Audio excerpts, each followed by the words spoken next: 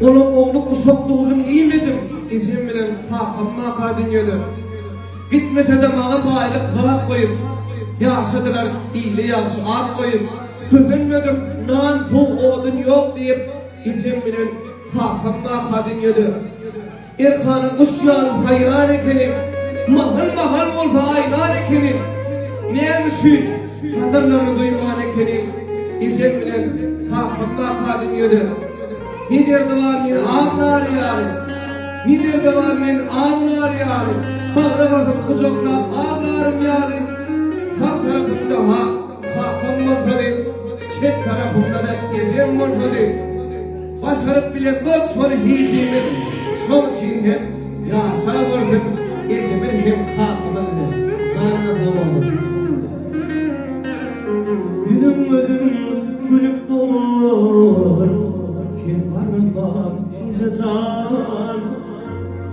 Dünya dursun tunasın,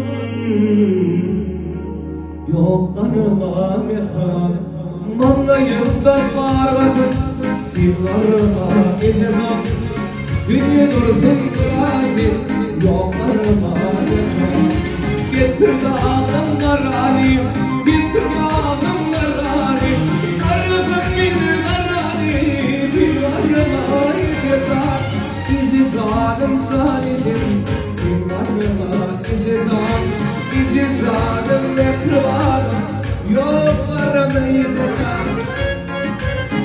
Bir şeylere boğdum, günlere boğdum, karan yansıysa boğdum. İzin olsa, herler yok hayatımda.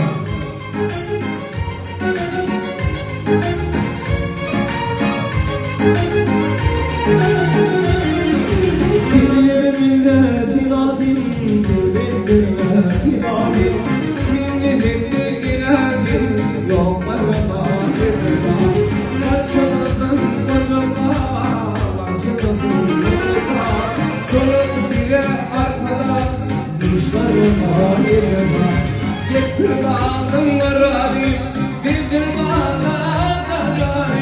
Arıdım bir varayım, bir varıma izi zat cansın.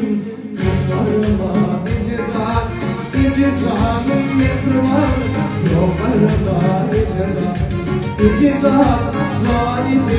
Bir varıma izi zat.